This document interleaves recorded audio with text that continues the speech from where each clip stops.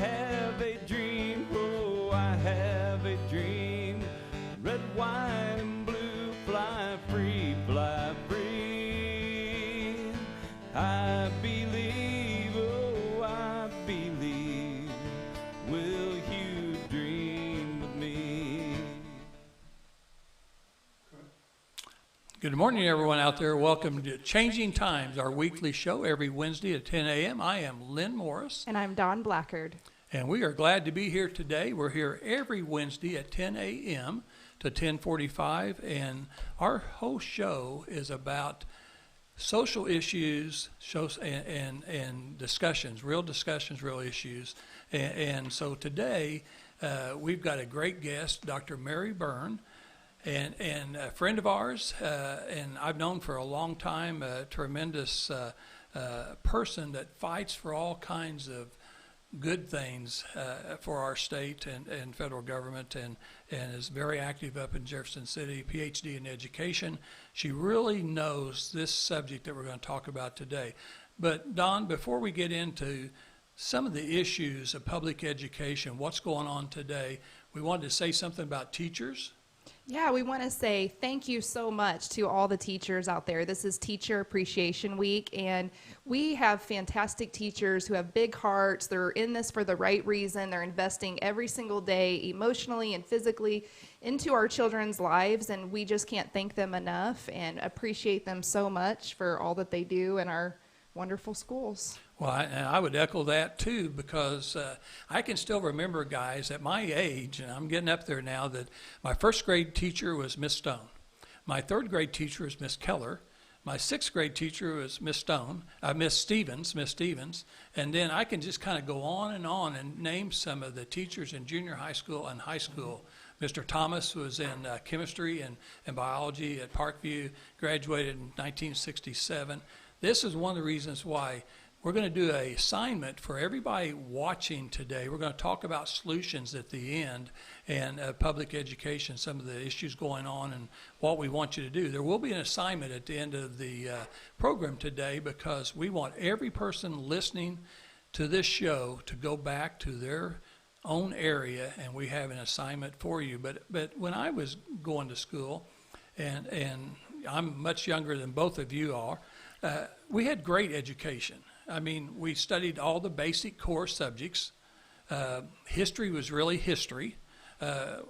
Most of it we were proud of, our history. There might be some things that we weren't necessarily as proud of, but history was really history. They didn't alter history. They tried to tell it the way it really was. And then we also taught, we were learned to be patriotic, to love our country, and to respect our parents, to respect law enforcement, to respect all the things that you should respect. Today, somehow, we have enemies, and I almost want people to know this. We have enemies from outside our country. Obviously, the Soviet Union, China, different countries, they really are enemies, okay? And at the same time, we have enemies from within our country. People need to realize that. We have enemies from within. This country has been always so strong and so blessed by God that no one could overtake us. They couldn't overpower us. They couldn't beat our military. But what they've tried to do, and what Dr. Mary Byrne is going to talk about today, is very slowly, very calculated. They have a plan to take over our country by indoctrinating our young people over time, to when we get 1, 2, and 3 generations of young people that believe something different than all of us older people believe. That's how they think they're going to take over our country. And so that's, a lot of us are worried about that, because we know that's not right. And so that's really what we want to do. And also, before we forget, we know Mother's Day is coming up this Sunday. So happy Mother's Day to everyone out there in our audience. I know be sure and do something good for your mother or your wife, or your daughter that has children. Do something nice for your family this weekend. We sure have plans to do something, so I hope everybody does that. And also next week, we'll continue with foster care, our show number 2. You did a great job last week when I was in Florida on vacation, and I listened to the show, and it was a great show. you had a great couple on there, and they had a great story to share, and so I think that's good. But we're going to continue that next week. I think we got CASA. Is that right? Yeah, so anybody who's thinking about getting involved with CASA or wants to know more, this is going to be a great show because we have the executive director coming on, and she's going to take us step by step of what we need to do if we want to become a CASA volunteer and get involved. Well, and that's a great organization. I'm going to try to make sure Janet listens to that, because actually we've talked about Janet and I being a volunteer for CASA. We were asked to do that, and our time commitments are pretty thin, but you know, it's one of those things when people ask me, I usually try to figure out how to help them, and so that's a great organization. And also a young lady by the name of Dana, she and her husband, they have Dogwood Ranch, which is a girls' ranch between Ozark and Rogersville in Christian County, and they're one of the first groups of people that built these little homes, these little tiny homes. And so when these people on Medicaid, the young children on Medicaid, age out and they don't really have a family to go back to, they just get put out on the streets. The state government really basically puts them out on the streets, and they're just not ready to be on their own. And so these nice people have built these little homes where two young women can live in those homes, and they help them get their first job, get their first car, make sure they get to work, make sure they know how to balance a checkbook. All that stuff is just awesome. In that way, after 2 years, then they graduate and other girls keep taking their place. And then these girls will have a much better chance to succeed and things like that. So that's what's going on. Always, if there's anything that you want us to discuss, be sure and send us a message on Facebook, and we'll look at those. I know that Don checks those messages out, and we'll look at those and respond from there. But Dr. Mary Byrne, so thanks for being here today.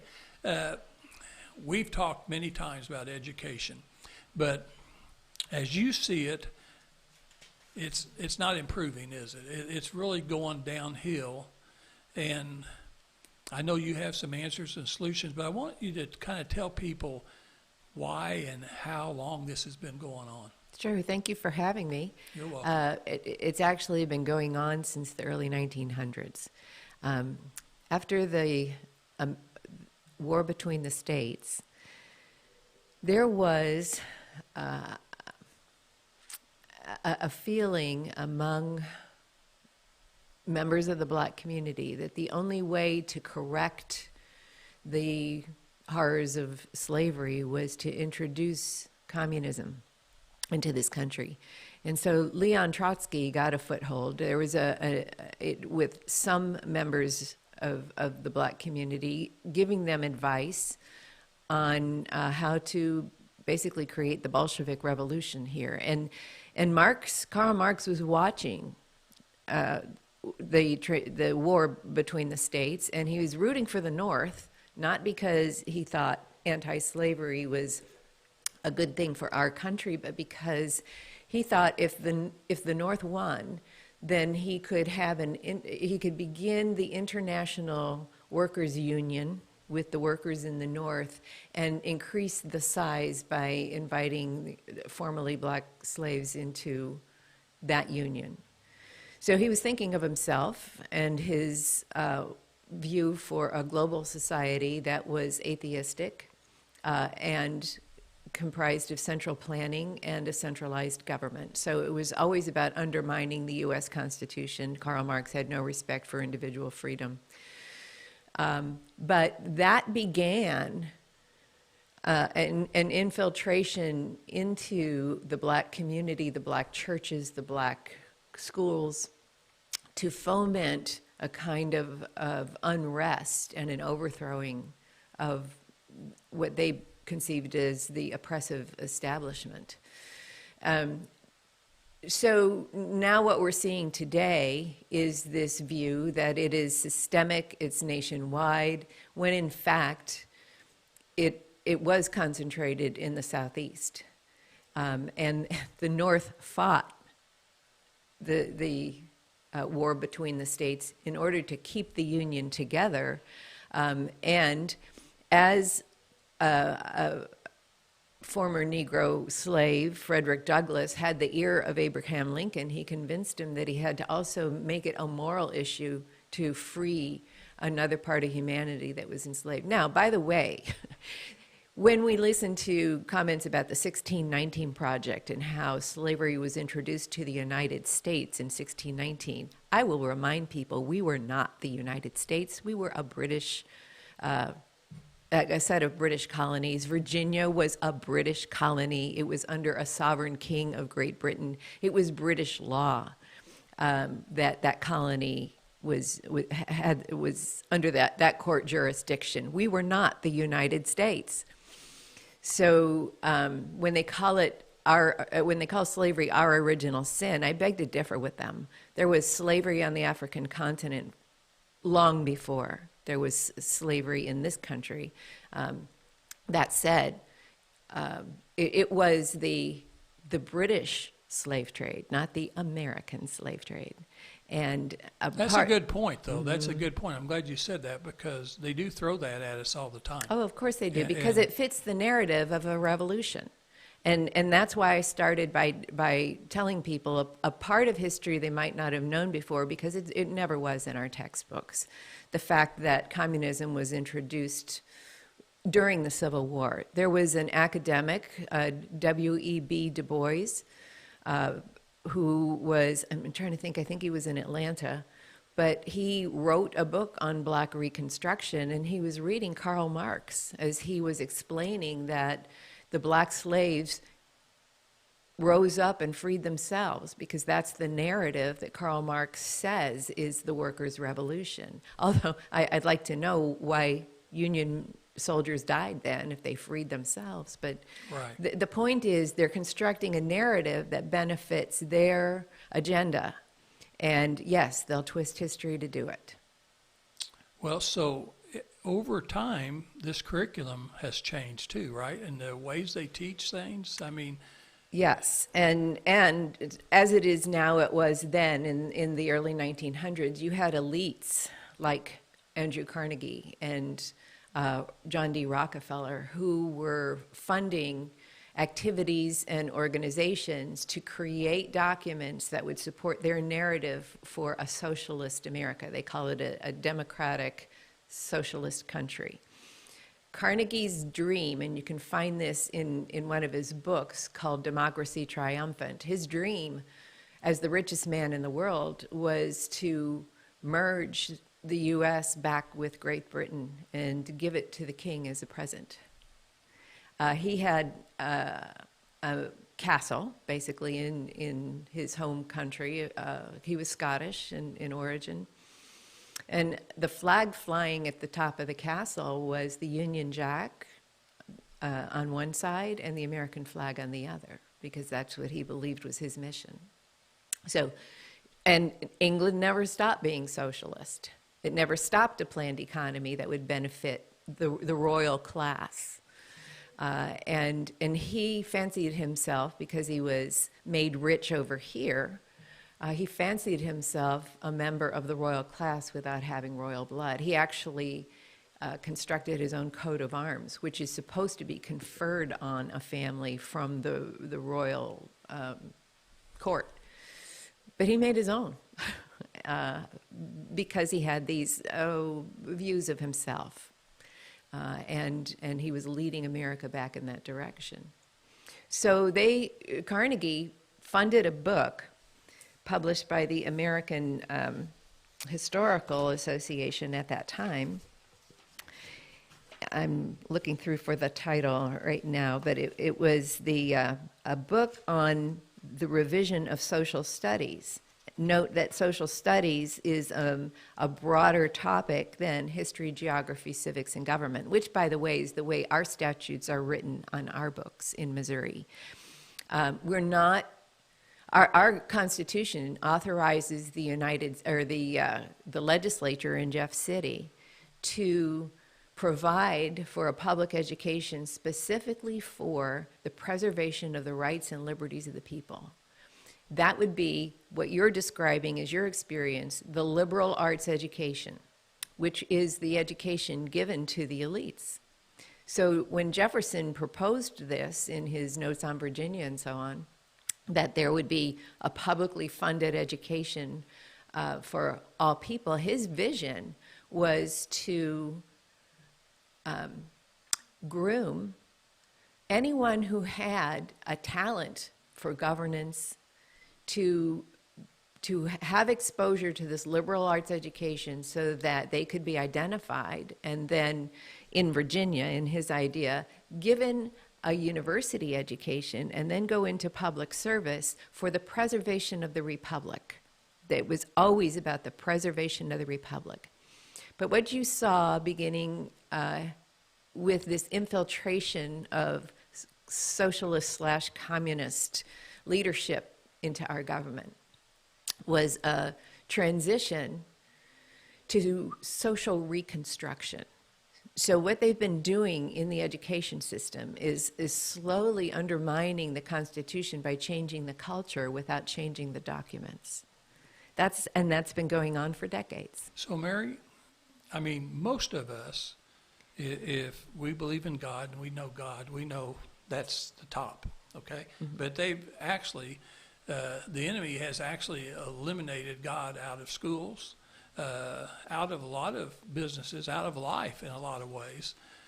And, I don't know how we're going to get that back in schools. Well, first you have to recognize how it got in there in the first place. And that is the goal of Marx. He says criticism of religion is the essence of all criticism. When you criticize religion, you criticize heaven and earth. When you criticize heaven and earth, you criticize the law, because that's where Judeo-Christian 10 Commandments come from, okay? When you criticize the law, then you criticize politics, and when you criticize politics, you pretty much have the whole culture. Well, see, they've done a pretty good job, because as they've eliminated God in schools, the next thing I see that's happening right now, and it's happening right now, everyone needs to know this that's watching this show. They are destroying the nucleus of the family. After God, then you have the mother, the father, the children. You have the unity of that family. And now they're breaking up this family to where the kids are taught not to respect their parents at home, not to respect their elders, not to respect law enforcement, not to respect the things that we've always learned to respect. And that's taken exactly out of the Communist Manifesto. Well, once they destroy that family, they've destroyed God, they've destroyed family. Well, note that family is, you should say, the idealized form, basic unit of government that's in the 10 Commandments. That's commandment number 5, honor your father and mother, that I may bless you in the land that I give you. All right? So this is the quote out of the Communist Manifesto. Abolish the family. Even the most radical flare-up at this infamous proposal of the communists. On what foundation is the present family, the bourgeois family, based? On capital, on private gain. In its completely developed form, the family exists only among the bourgeois middle class. But this state of things finds its complement in the practical absence of family among proletarians, working class, and in public prostitution. So what he's saying is, if you're going to have equity in the culture, then you have to reduce that factor that is providing financial security to families by eliminating families so that everybody is on the same plane. Well, the same low level of rubble is what he wants to reduce Western civilization to a low level of rubble. Well, and their plan is working. Yeah, well, you can see its effects. It's you can just see it. It's a gradual thing, but we've talked before. A lot of us have always talked about, and I did that with my kids. I remember my mom did it with me because I was always interested in science, and we did it at school when you took a frog and you put it in just cold water on the stove, and you just turn that thing up and just turn it just slowly. I mean, you could spend an hour or two just slowly turning it up. That frog's never going to jump out until it's too late. When the welfare state was introduced in the Johnson administration in 1965, Johnson's Secretary of Health, Education, and Welfare was a man named John Gardner. At the time, John Gardner was also president of the Carnegie Foundation of New York. And he's the one who drove yes, he drove the civil rights amendments, but he also drove the agenda for welfare. And when welfare became instituted as a function of the government, births to unwed mothers skyrocketed. And again, particularly in the black community. Because they're targeted. They're targeted to become the tool for the revolution. And I think unknowingly by many, but the white leaders behind this knew all along. And I can tell you that because the blacks themselves have said this. Malcolm X said it. Thomas Sowell said it. A man named Johnson Manning said, it's the white liberals who are fomenting unrest in the black community. And the white liberals are not liberals in our sense of freedom, but actually progressives in the sense of trying to incite revolution. Well, very interesting that we've got to that point. And, you know, I don't think it's too late. I'm one of these guys that drives my wife crazy because I'm an optimist. She's not a pessimist.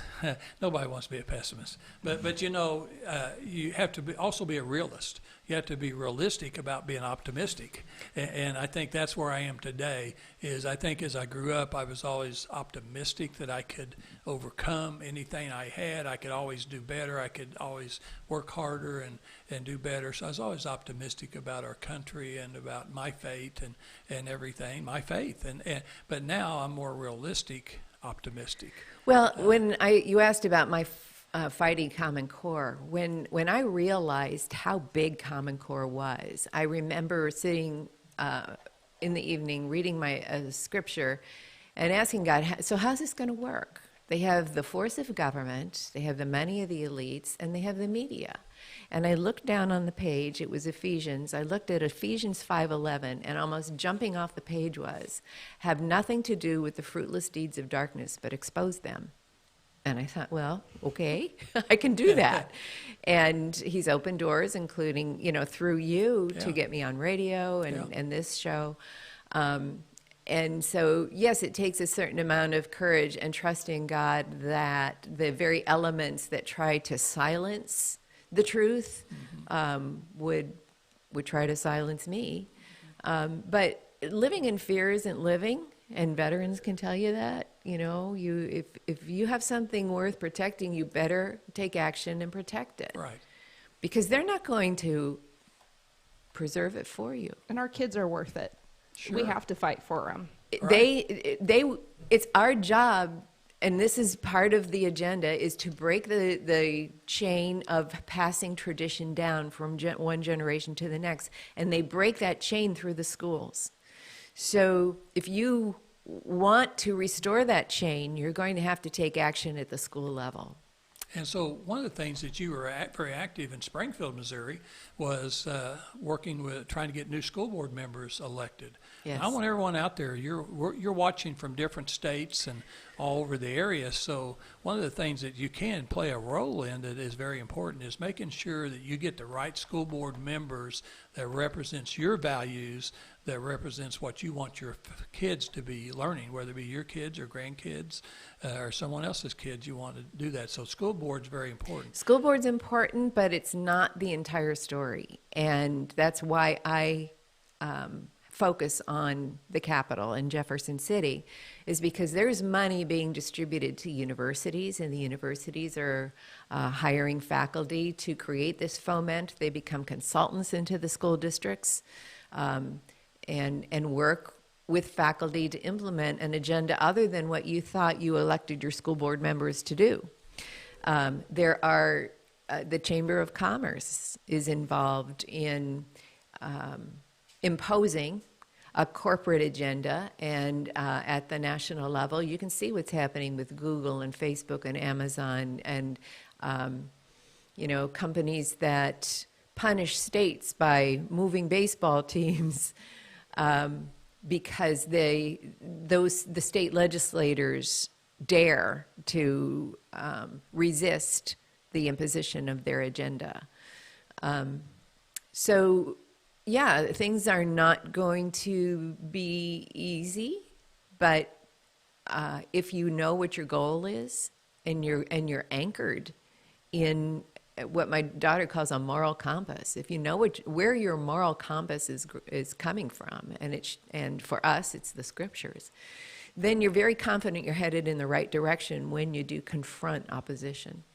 And Mary, one of the things, and Don said this because we opened it up by praising the teachers. Yes. I again want to praise the teachers. Yes. Because most of the teachers are just like most of the law enforcement. They are really good people doing their job, okay? I want to praise the teachers who resist teaching Common Core, who knew it was wrong to begin with, that tried to fight back and things, but I understand they have to have a job and they could lose a contract. Today, what we're seeing is we've got teachers being forced to teach little elementary school kids in the 3rd grade on up sexual identity, gender identity courses. These teachers knew it was wrong. Most of them resisted, but finally they found either other teachers that would come in and teach it, or they would lose their contract. And everyone has to have a job. So a lot of them are teaching it under protest. Well, yes, that's very true. And some of them are victims themselves of the imposition of this agenda that critical race theory actually changes the theory of law. That critical race theory assumes a certain race has guilt and that it's permanent, they are irredeemable, and therefore need to be re-educated simply to learn their place, and that they are guilty and need to change their behavior, but inside that they will never overcome their racist orientation. Well, so the teachers are put under a very stressful situation in some school districts for this personnel training, when in fact these teachers who believe that everyone's made in the image of God, that color is not a determining factor of your character or your morals, are put in a position of emotional and conflict. And it creates a hostile work environment, and you know that's against the law, to create a hostile work environment. So I look for, coming very soon, some legal battles. Well, I hope so, because one of the things that we discussed before on radio is the fact that the largest school system in the state of Missouri is teaching 3rd graders. They start with 3rd graders. And normally now most of the schools don't have textbooks. They're doing everything by Chromebooks and things like that. So the parents can't see these textbooks. But they actually bought a couple of textbooks for 3rd grade teachers to teach about gender identity, sexual identity, and actually had some friends of my kids who are in their 40s, low 40s, and one of their friends had a little 3rd grader, little girl, 3rd grader, that the teacher was reading one of the textbooks to the class, and they got around to where they asked, the teacher said, want to go around the room and talk about your friends. And so when it got to this little girl, she goes and she's looking at all her little classmates, and she's a 3rd grader, and she says, well, I don't really like the boys that much. And some kids giggled, and she goes, I just have girlfriends, which is perfectly normal to say. That's a good thing at that age. And the teacher took that and said, well, class, whatever this little girl's name was, you may be homosexual. Now, this little girl was trying to figure all that out. And the class, some of the kids were snickering. There was all kinds of different types of expression because they weren't exactly sure. And so, but the little girl went home and was crying, trying to tell her mother what had happened. Again, it puts the child in a state of emotional stress, and the child wasn't allowed to just grow naturally and and that's where the focus of the curriculum has shifted from academic content to social emotional learning, and that was deliberate. It was a focus of shift during the Obama administration. And this introduction of social emotional learning came parallel with the Common Core state standards. As a matter of fact, DESE has, that's the Department of Elementary and Secondary Education, they have for preschoolers a set of standards that include social emotional development, and Head Start does as well. Particularly for Head Start, I found the standard that said that the children will identify with a gender. And gender, the word gender is different than sex, and that's one of the things you have to come to grips with, is that in changing our language, they're slowly changing our perception of ourselves and our culture. It used to be there's only two sexes, but you can have a number of genders because it's in your head. And that's been an agenda, again, of feminist Marxists, to free yourself from your biology, because that, to the Marxists, is real freedom, where if you read the scriptures, and especially the first two chapters, you see what God designated as the original plan in that book. So, people, Christians, and anyone, Jews who follow the Torah or the Old and New Testament together, is going to be considered the oppressor because you're not in agreement with a different content. Yes. Well, these are obviously changing times. That's why we titled this show Changing Times. But let's kind of switch gears, because we could talk for hours on this, okay? It'd be dark before we'd ever get this thing even started. But now let's talk about maybe some potential solutions, about things that we might be able to do, that we'd like for people to try to do, to maybe stem this tide and go back the other way a little bit. Right. My husband pointed out an article this morning that in West Palm Beach, the district just allocated almost $200,000 to teachers working on weekends to recruit families back to the public school district who left when, during this COVID period, the families figured out they didn't want that kind of public education for their kid. And they chose different settings, including private school or homeschooling. And I wonder how, if you're not going to change your product, you're going to get the customer back, but they think investing in teacher visits is going to be the incentive to bring these people back to the public schools. I envision the same thing happening here, that you're going to see a mass exodus from, we've already seen some of that from Springfield. We're not growing. Ozark, Republic, Nixa is.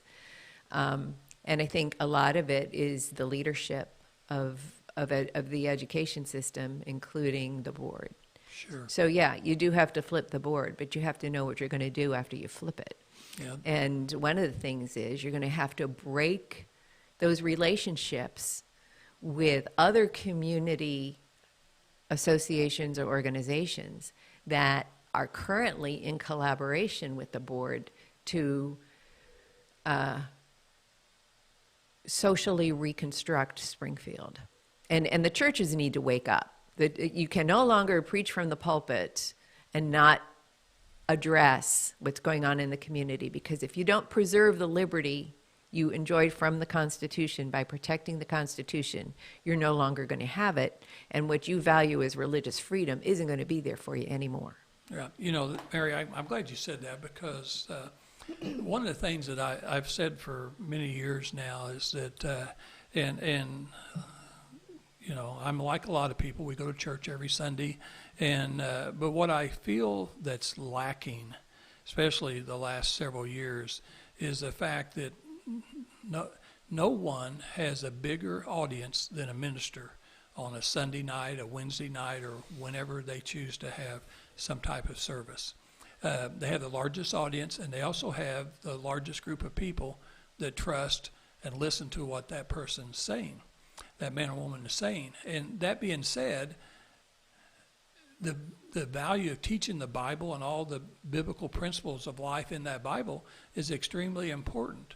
But, you know, what's happening now is we're being threatened. Our way of life, our country, our society, the fiber of our country is being threatened. If the ministers don't start talking about these social issues, you won't have to worry about the Bible because they're going to destroy the Bible. Well, many of them are talking about social issues, but they're framing it in terms of social justice, not salvation. Right.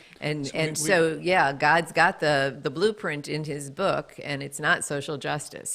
It's biblical justice.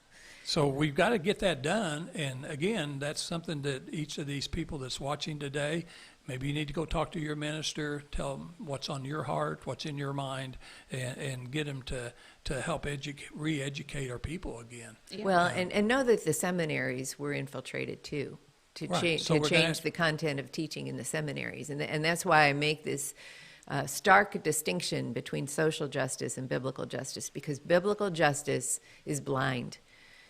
When God made people in his image had to do with his character, his actions, his word, in particular his word, which is what makes Scripture so important. There is no physical description of God. There was no physical description of Jesus, because God always said throughout the books, it's about your heart. So now that you have a theory of law that makes it about your skin color, you know that it is in direct opposition to, you know, what people who are Bible believers are taught to live. And again, the Bible was the inspiration for liberty. It was the inspiration for the Puritans to come to this country. It was the underpinning of our form of government. If you look at the Mayflower Compact, which again brings me back to the 1619 Project, if you start history there and you don't start it in 1620, that means you get to overlook or ignore the Mayflower Compact. And the Mayflower Compact was actually the seminal document leading to the Declaration of Independence and the Constitution. We did a great study on that, didn't we? We did. We did. And so one of the things I know that you were talking about when we first started was one of the things they could do is maybe beyond the school board, way beyond the school board, is talking to their elected state officials like the state representatives and state senators. Absolutely. That would be really valuable, way more valuable than talking to their U.S. senator or U.S. congressman, because I don't even know what they're doing up there in D.C. And they shouldn't have anything to do with it. Yeah. You know, there is nothing in the Constitution about the federal government being involved in education. Yeah. So it is at the state level. And I've always said that was by design, that the founders put the emphasis of government in the states, not in the federal level. And for me, the best example is I can drive the 2.5 hours to Jeff City and drive home again the same day, make my opinion known, and it doesn't cost me a whole lot. I can't drive the 2.5 days to Washington, D.C. every time I have a complaint. Right. So it was by design. We were supposed to have access to government like that. And I do appreciate, it's taken a long time to develop the level of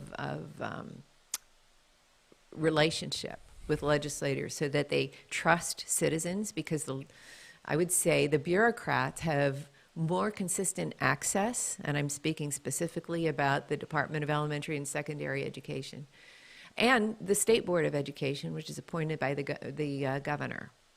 They have more frequent access up there than the average citizen. But your legislators are frequently in their own districts, going to town halls or fundraisers, or when they campaign, they knock on your door. You know, there is opportunity if you seek it out and take the opportunity to communicate directly with your state representative or your senator. And they know their re-election depends on how well they're listening. But if you're silent, they have nobody to account to.